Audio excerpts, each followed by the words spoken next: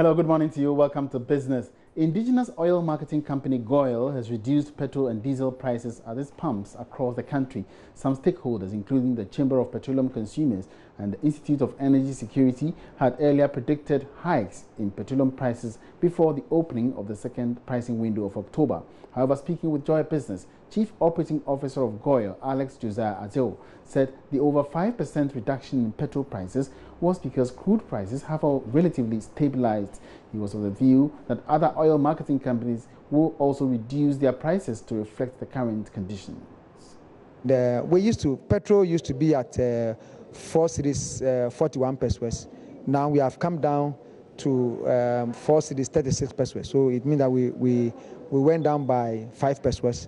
And then for diesel, I've realized that for diesel, others have gone up, but we have come down on the diesel by 2 pesos.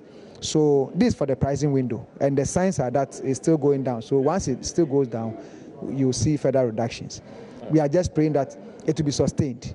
You know, the conditions on the international market will sustain the going down of the product. And once it goes down, our open market price will reflect same. All right. Thank you very much, sir. Thank you. We are not an island on ourselves. The industry is very, very sensitive to what happens outside.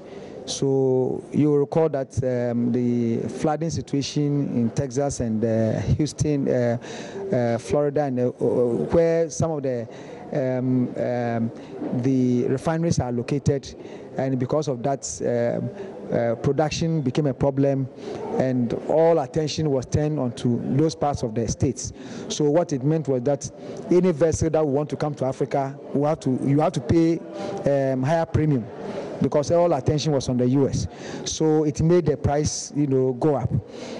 Fortunately and thankfully, prices have started stabilizing, and for petrol and the rest, we are seeing signs of it coming down.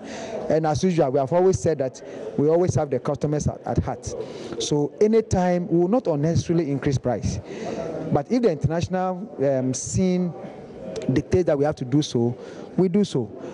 And thankfully, prices are getting down. So we had to quickly review our prices to move in tandem with the industry. And because we are the pace setters, I'm sure that very soon you'll see that everybody will follow suit. But I can assure you that we are among the first to, come down on prices to reflect the changes on the international market. Away from that, stakeholders have generally hailed the paperless system at the country's ports 1 month after its implementation. This is despite the initial misgivings and concerns about the intermittent network failures, among others. Unlike before, exporters and importers are now processing their documents largely through a computerized system. Although some of the challenges persist, government says all the issues will be resolved by the end of the year to ensure a flawless process.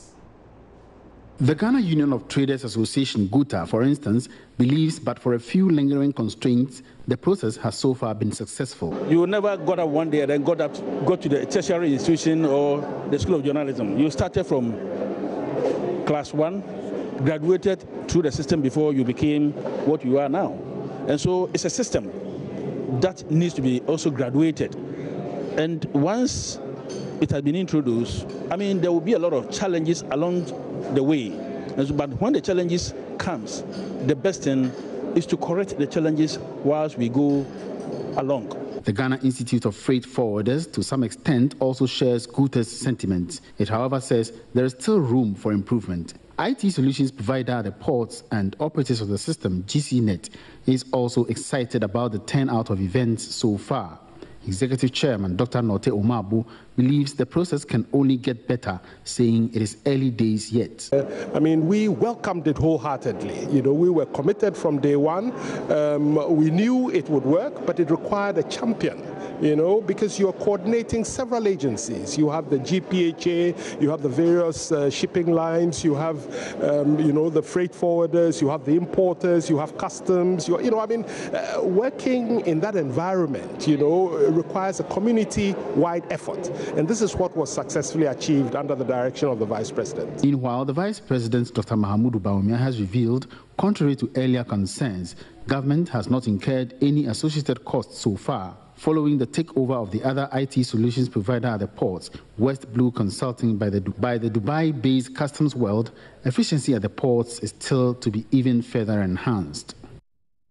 And that's it for business. There's more business at midday. My name is Emmanuel Apwaji. We are facing.